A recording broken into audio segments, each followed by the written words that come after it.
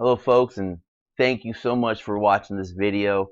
I'm very excited to bring it to you, and I think after just seeing part of what we're going to bring to you in this video, you will be finally going, wow, someone's actually doing this.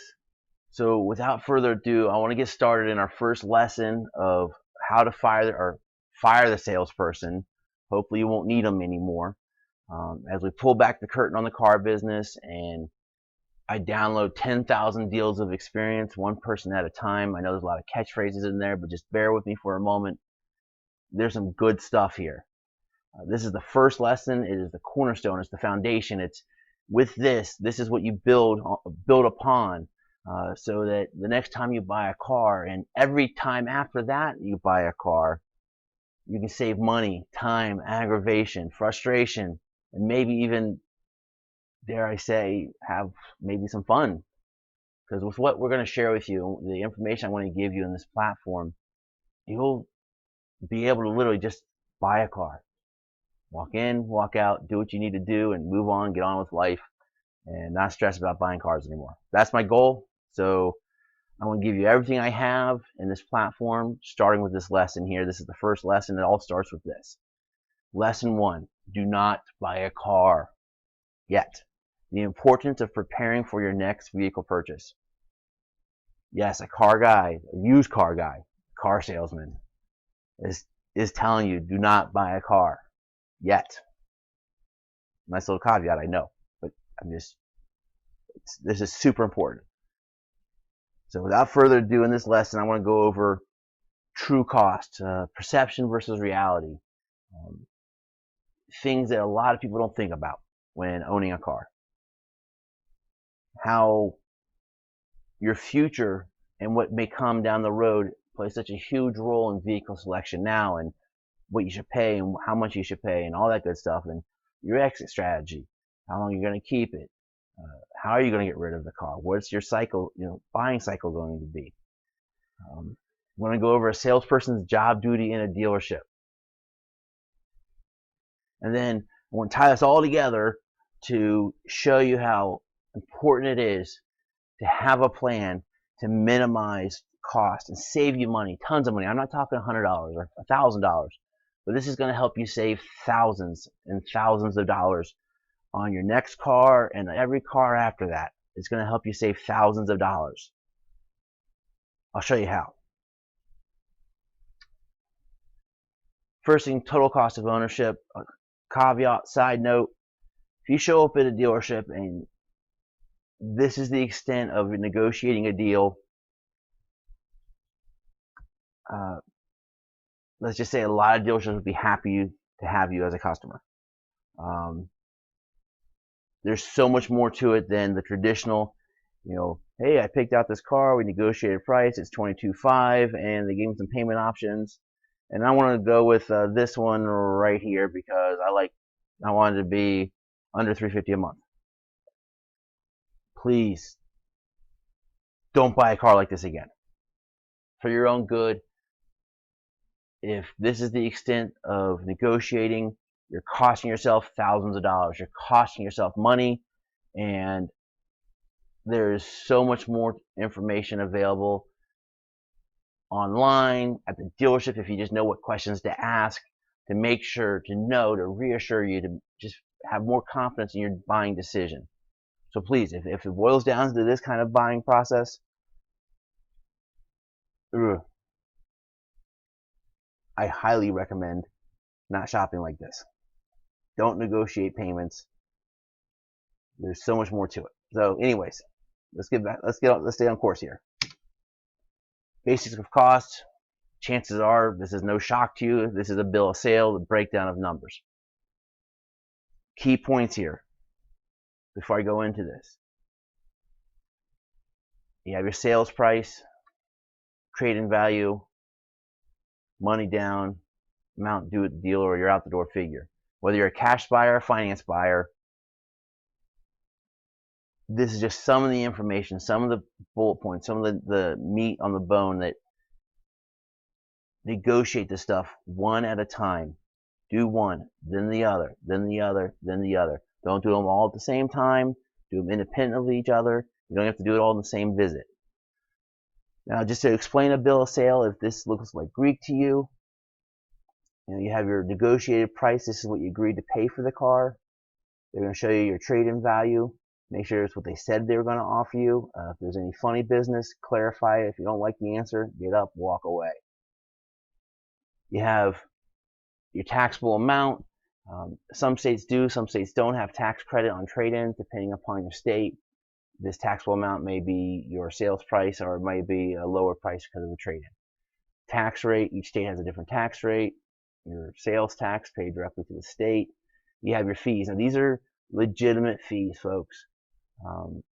Tag fee, title fee, lien fee, DMV fee, other DMV fees like online processing fee, doc fee. If the state allows it, the dealer to charge it, they're going to charge it. This fee here does go to the dealer, but if the state allows it, they're going to charge it. These fees will be totaled up after they've been itemized. Make sure they're itemized. I'm going to show what your trade-in payoff is. It's going to continue to break down. Maybe you put a deposit on it. A few days earlier, they're asking for $1,000 down. And this is the amount due that you're going to be financing, or after your deposit, you have to write a check for. Again, this is basic cost information. Know this. This should be. You need to know this inside, backwards, front ways, every which way. This is the basic stuff right here. You need to know this.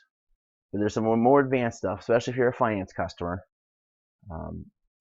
This is stuff that is disclosed on a finance contract. And if you understand this, you're ahead of the game beyond a lot of people. If I've been a part of one, I've been a part of signing up 7,000 different people on a contract. And a lot of people don't even understand there's a lot of people who don't understand what's on a contract. You have your payment. That's what most people, this is what the dealer wants you to focus on right here, your payment. Now, you're going to have your term disclosed, your APR disclosed, and your payment disclosed. But you're also going to have your amount financed. Make sure that agrees with your bill of sale. Your finance charge, that is the amount of money that the bank is charging you to borrow money from them. And that's how much you're going to pay the bank over your term. If you make exactly your payment every day, every payment on time to the penny. If you pay more, that may go down, but that is the estimated finance charge. This is your total payment, which is either your payment times your term or your amount financed plus your finance charge, total amount. Your total cost, this is where a lot of people get sideways, or when they see this for the first time, they get very shocked. And every time I have to explain it, I have to think twice before I explain it, so I do it properly. But this is the total cost of the deal that day, assuming everything. So if you had trade equity, that goes into that. If you're putting money down, that goes into it. This is just the total cost over the life of the loan. There's more to it than this, though. But this is what the dealer has to disclose, or what the dealer needs to disclose. And this is the information on the paperwork. This is some of the key information that make sure you understand. And if you don't, definitely take this course, because we'll go over this in more detail. We'll explain some tricks of the trade, things to watch out for. But this is the basic information, but that the dealer has to disclose. But there's a lot more to the cost of the car, the deal that in the car you're buying. Yes, there is more. Key thing that most people don't take into consideration is depreciation. Not just, oh, I bought a car, everyone knows it depreciates when you drive it off the lot. Well, let's take a step back and think about it for a second. It does depreciate the minute you drive it, but it continues to depreciate. And everyone kind of just accepts, oh, it depreciates, and it's a normal part of buying a car. It is, but take the time, let's take the time to kind of understand how that impacts owning a car and your cost over time of owning cars. Yes, a new car, the minute you drive it over the curb, boom, value down. If you want to come back a week later, 2 weeks later, and trade it back in, ouch. That's all I can say. Chances are, if you paid $25,000 for the car, if you paid an invoice for it, chances are you're probably going to get in the neighborhood of 21 to 22, 23,000, maybe, depending upon the situation for that car. And if you get that much, great. I mean, but either way, you're taking a hit. And once you buy a new car, it's a used car. Every car on the road is a used car. Used car wholesale values depreciate from 15-20% a year. So you have to remember, when you buy a car, whether it's new or used, you're paying a retail figure for it. So not only do you have depreciation of the wholesale value, but you have the profit you paid to the dealership that you have to recoup as well somehow. Other things to think about depreciation is, what's the value of your car going to be now? What's the value going to be next month, next year, years from now? How are you going to sell the car? Are you going to wholesale it back to a dealer? Are you going to trade it back in? You're going to sell it to the private party, your neighbor, things like that. All this stuff impacts your true cost of the car. So what's the true cost of a car? Simply put, it's all the money you spent, including depreciation, minus whatever you recoup when you sell the car. That's your true cost. And please, from the guy who's been on the other side of the curtain, seeing things happen and selling cars and trading people in and out of cars, and take the moment to not grasp it, but to just stop and think about true cost of a car, and just think for a moment how that could be so important to saving money down the road. Again, there's a lot of question marks here. This course is going to teach you how to fill those question marks in, but for the sake of this right now, let's just understand that there's a true cost of the car. And your perception of what true cost is, or what you're paying for the car, isn't necessarily true cost of the car. Sure, you paid $20,000 for a car. Yes, that's what you paid for the car. Or you're paying $300 a month. Yes, you're paying $300 a month, but that's not your true cost. Your true cost is what everything involved in a vehicle. And what's really important about true cost is it goes down over time.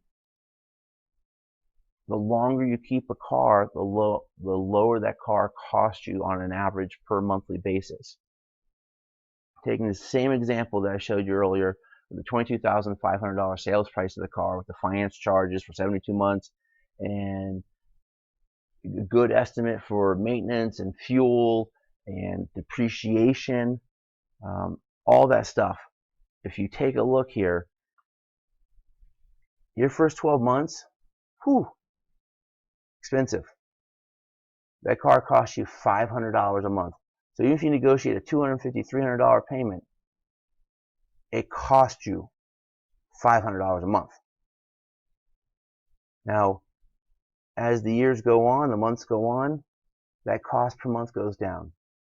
And some of you may go, yeah, everyone knows that. Well, everyone might know it, but not a lot of people follow it. And cars are so expensive, and they run for so much longer nowadays. Just take for a second, like, the true cost is everything put together.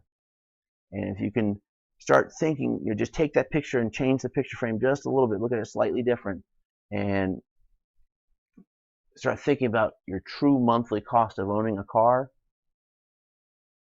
Oh my goodness, it's so critical in everything else we're doing. And again, when you have your true cost, and you're trying to, why it's so important to have a plan is there's so many things that are unknown in the future, but you can make some good estimate, good guesses. What's your employment status? Do you have a steady income? Are you commission? Are you salary? How steady is your job? Boom bust industries like the oil and gas and oil industry. What are you using the car for? Are you just buying the car for fun? That's a little different than if you're buying for your family or if you're buying it for work. Take this all into consideration. And are there any predictable changes? Do you think you might be moving soon? Is your family size going to be increasing? Me, I got 7 kids. I never know how many kids I'm going to have. I just need a bigger car. But all this is, you got to take this into consideration, because if you don't, and you buy a car and you have to unload that car or sell that car quickly or move on, or it was the wrong car, the sooner you have to do that from the time you bought it, the more it costs you. So yes. So let's take a look at these couple scenarios. And again, this is where it really, for me, when I started doing this work and started doing the research, this is where it really just sank in, going, wow, never thought of it like that. So if you take a person, he comes into the dealership, he buys a car, and 3 years later he buys a similar car in the example. Based upon the model, based upon this tool, his average monthly cost was $282 a month. So for 72 months, his average cost was $282 a month. So for 6 years, that cost him just over $20,000 of true cost of that car. Okay, $20,000. It sounds like about what a near new or an inexpensive new car would cost. Let's look at scenario 2. A different person buys the same car, but keeps it for the entire 6 years. Their average monthly cost was just under $200 a month. And that $200 a month, the same 6 years, brings their total cost to $14,000. I don't know about you, but if someone said, Sean, I'm going to put $6,000 more in your checking account, I'd be like, yeah, sounds good to me. How do you do it? How are you going to do it? I don't want to know. This is just one example. If you were buying more expensive cars, that difference is going to go farther. You know, there's so many more factors that go into it. This is just an example. But this is where you start seeing major money savings when buying a car.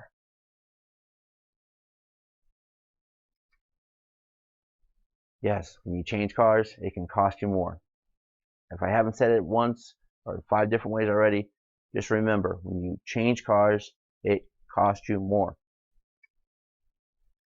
And how long will you keep a car, folks? I can't tell you how many customers in my showrooms I've met, worked with, sold cars to, trade them out of cars that they had to change cars quickly because it wasn't big enough. The job changed, or they used to drive 5 miles to work, now they drive 50 miles to work, or the family's growing. Like I said, I have kids. I understand the family's growing, you need big cars, but sometimes they bought a car and then a year later, like, ooh, I need a bigger car now. Or they just wanted a different car. Again, these are cars. It's America, it's Americana. I mean, cars are cars. Trucks, cars, SUVs, sports cars, convertibles. Everyone has a flavor. I'm not saying don't buy a car ever. I'm not saying you can't want to buy a car. I'm just saying that all these things you need to take into consideration before you do buy a car, and have a plan so you don't have to change cars so quickly, or you keep them longer than the average. I think the average length of a car loan now is like, someone keeps it like 38 months.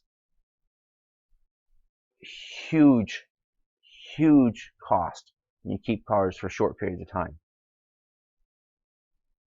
And when customers do this, this is what I saw over and over and over again. Folks, I can love to trade you out of that car. We're going to need $4,000 from you. Or, no problem, you can trade out of that car.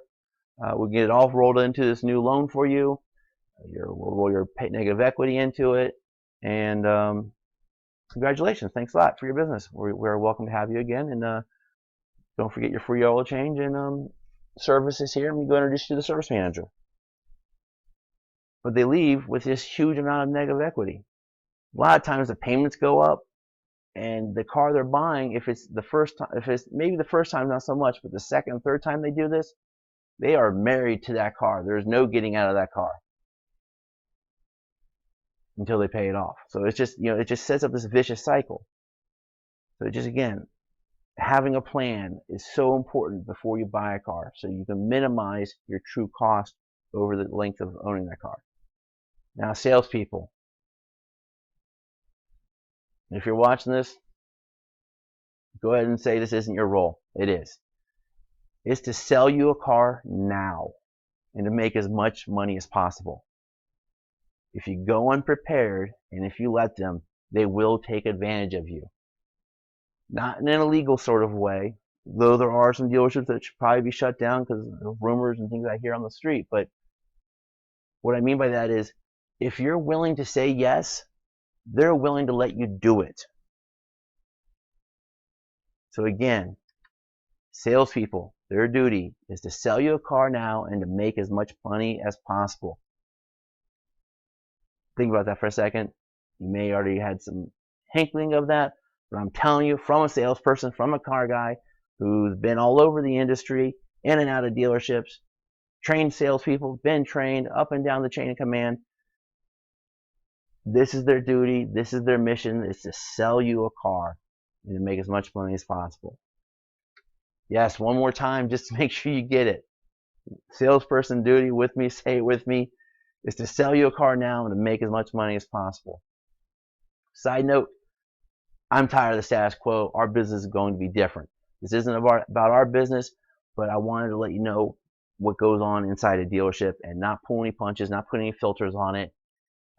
I'm not sponsored by advertisers. I'm not listing cars for manufacturers and dealerships on my website. So they're not paying me, so I don't have to be filtered. This is me coming to you from my, as my wife likes to call it, the cockroach lab, my little science lab, my little production studio. I'm coming to you unfiltered, tell you the truth, no holds bar. Yes, I used to be your traditional typical car guy. I was moving in a different direction. It developed over years, and I'm so excited that this content is here and I can give you this information as unfiltered as possible, and to tell you one more time, the role of a salesperson in the traditional dealership is to sell you a car now and to make as much money as possible. Dealerships and salespeople, they do not have a fiduciary responsibility to you. So they do have to abide by laws and not defraud you or scam you. But if you're willing to do it, they're willing to let you. Even if it doesn't make sense, even if you only make $2,000 a month and the car payment's $800, and if you're willing to say yes, they're willing to say sign here. Thank you very much. Press hard 3 copies. Obviously dealerships are set up for making a profit. Profit isn't bad, but if you let them, they will be more than happy to make more profit on you than the next customer. Have a plan. To minimize true costs, you got to have a plan. You got to know what kind of car you need. You need do the research. You need to figure out what your budget's going to be. You need there's so much stuff you need to do before you even show up at a dealership. And if you do that, it will help you while you're at the dealership. Take it from me, I've seen it over and over again. The customers who do it and the customers who don't do it. I can tell you one thing in common with both of them. Customers who don't do it, dealerships made more money on. The customers who do it, we still sell a car and we love those customers. I love educated customers. It makes the job easy to sell a car, but not make all the money. Either way, we're selling cars. I love selling cars, but do the research, develop a plan. It is so important. I can't say it enough. Foundation of this whole platform and every other platform we're going to bring to you is take control of your car buying experience. It's going to help you minimize emotional decisions that end up costing you thousands in the future. It's going to much better prepare you to navigate the dealership. It's going to allow you to save money now and on the future of once you take this course, this will work not on the next car you buy, not on the next 2 cars you buy, but every car you buy from this point on. This knowledge is going to hopefully be with you so you can have a better experience, and hopefully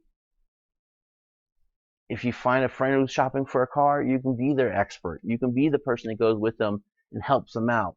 and says, I got you. Don't worry. We'll figure this out. We got this. No big deal. I'm just going to buy a car today. No big deal. Now, future lessons of this specific course, we're going to go over, how and where to go to do research. The places that I found as a used car manager, as a general manager, that when I needed a question answered, where I would go. How to find more reputable dealerships. I have a whole platform on looking at the inside from the inside. What are some of the key signs you want to see in a dealership, and how to test for them, and how to figure out if the dealership truly is who they say they are. Learn about, once you figure out what your car budget is, quick ways to figure out how to use that to figure out what your price point is, or if you're a finance buyer. And then there's so many more things in this one platform alone that's going to help you fire the salesperson when you don't need them anymore. Again, thank you so much for watching. It took a little longer than I wanted to. There's so much information in here, and this is just the very first nugget, the first lesson of many more lessons to come in the platform of how to fire the salesperson when you don't need them anymore. Because when I download all this information to you, I truly believe you will know more than most salespeople on the showroom floor. Thank you for watching. I appreciate it. I look forward to sharing some more information with you. Leave comments below, share to your friends, or click next and go on to the next cat video, whatever. But I hope you stay in touch. I hope you follow this. I hope you stay enrolled, because there's a lot more information, unfiltered, top-notch, top-shelf, inside information that you're not going to find on the other websites, and you're not going to find in a book. This is a huge research project we've been building, and this is just, again, a small taste, small nugget, small little bit of it to share with you the level of depth of information we go into, and truly that it's not some quick little list of tips. Tips are great. This is going to be so much more than a list of tips. So thank you again. I'm very excited. I said it enough. You're like, gee, shut up, Sean. All right, I will. Have a good day. Hope to see you around. Make sure you like, join, click, submit, and share, and leave a comment. Have a good day.